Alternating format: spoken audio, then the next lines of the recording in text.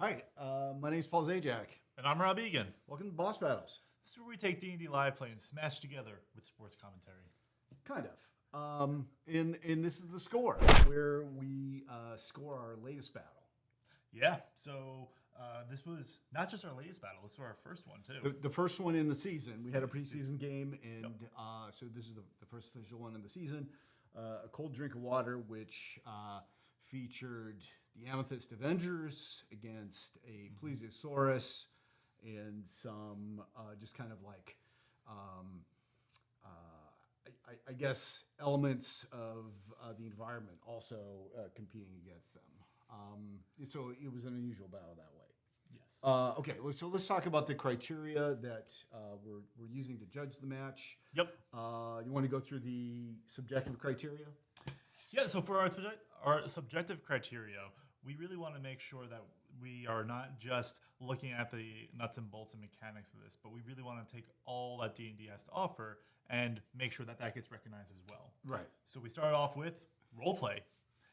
How were the players with roleplay? Their originality. How did they use the scene around them? How did they work with doing perhaps something that might be a little bit unconventional or unusual? Right, yeah.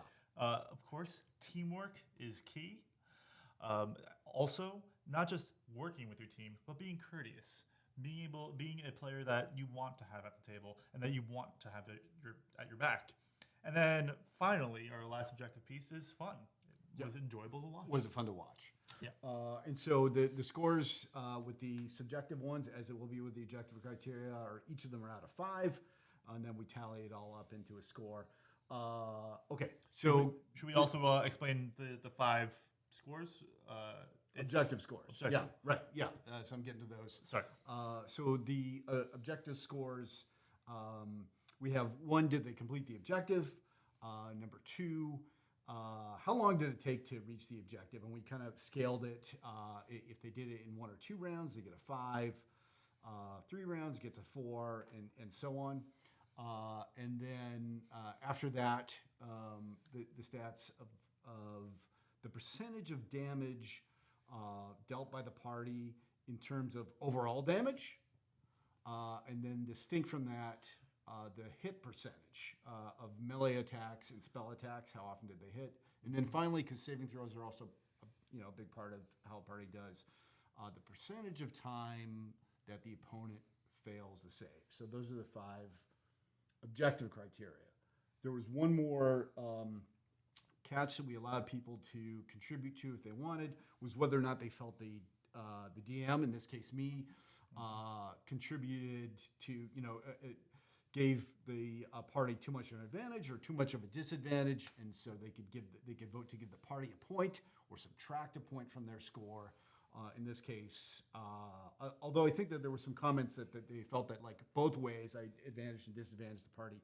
Nobody gave a +1 or a -1 in this case. Yeah, we really are trying to make sure that even though the DM is going to change between Paul and myself, that sometimes a ruling may not be seen as fair or judicial, and we want to give a way that the folks that are scoring can put that into the score as well.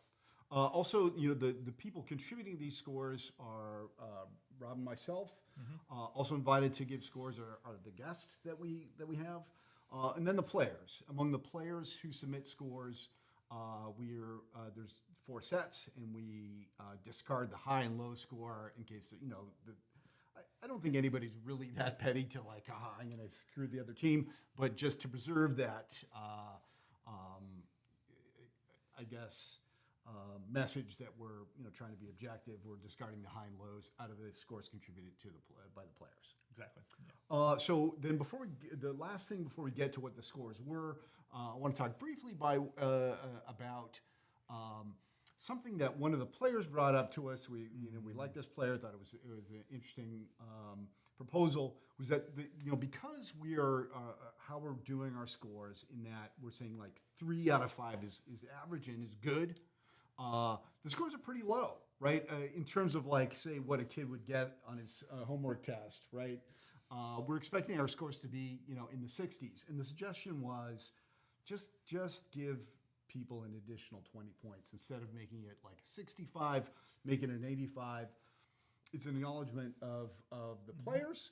We want to be nice to our players, and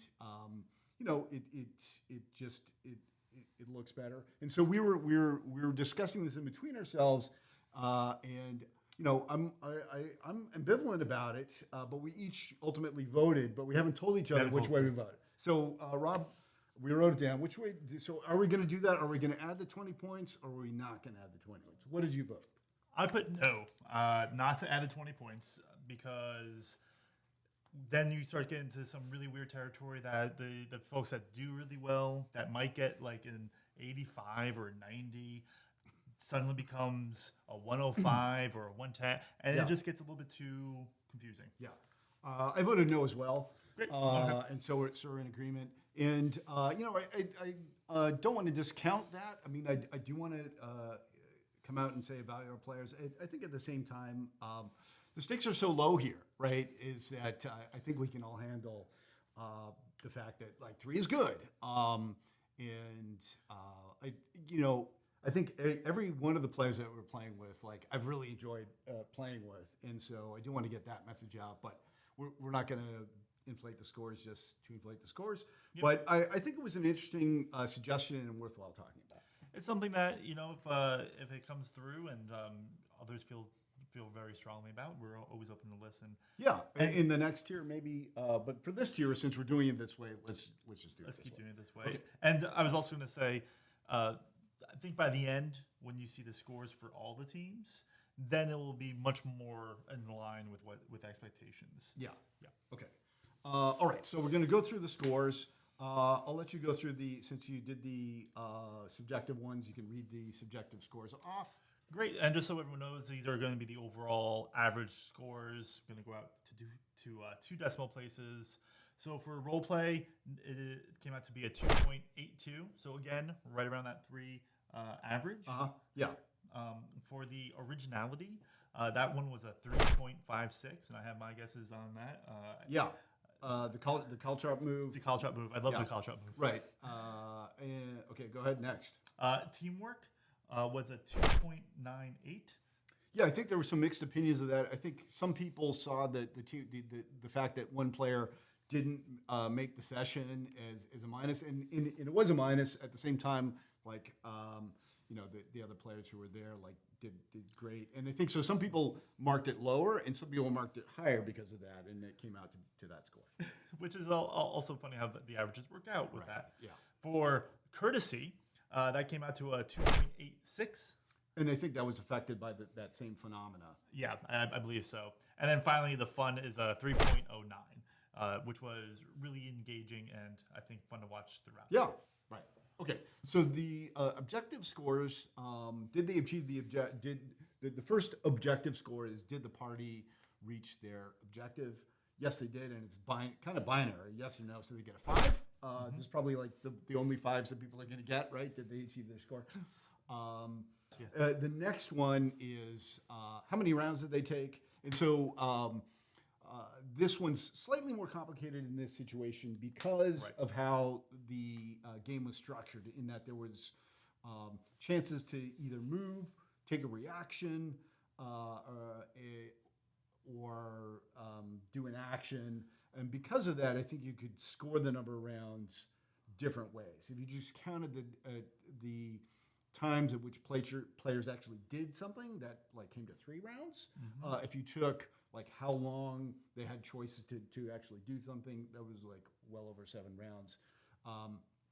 So we gave the score out of 5 a 3 out of 5. Yeah, kind of averaged out there. It was hard to judge that one. Right. So the rounds, that was the next one. So the third score is like the percentage of damage done by the party as a fraction of the total damage. And so the party did 60% of the total damage done. And so 60% of 5 is 3. So there's a 3 for that score. The next score is the percentage of time that the party hit with either a melee attack or a spell attack. That percentage multiplied out turns out to be like a 3.15. And then the final score was the percentage of time that the opponent failed on saving throws, and the opponent failed on saving throws 75% of the time. So that score multiplied out comes to a 3.75. Okay, so those are the objective, 5 subjective scores. You tally all those numbers that we read out up, and it comes to it's 66.4 essentially. That's the score. Yeah. So that's the benchmark. Amethyst Avengers got a 66.4. Average would be a 3, which would be a 60%, so an above average score. Above average, yeah. And that's it. Let's see how the rest of the league goes. You know what I was thinking about this is that as part of the sports metaphor, for sure, I think one thing that players and fans will be able to agree on is that like the referees don't know what the hell they're doing. Right? So to continue the sports metaphor, bring on the hate, bring on the messages. Let's see. I think equally, if you saw us as like, the commissioners or like team owners, like who goes like, yeah, that commissioner, like he's a good guy. He has real, it's like, so we're, expecting and ready to be vilified. I think it's part of the right of sports commentary, sports type of things to like, pick on the people who are rating things. So. Vilify us, and you might be you might be troll of the week. Right. Yeah. We have an idea for a troll. We haven't been trolled yet, and so not yet. Kind of, which is good, right? I guess. Yeah. But if you get trolled, somebody's watching. That's true. Okay, I think that's it for this round. We'll catch you next time. Thank you, and stay tuned for Boss Battles, the League.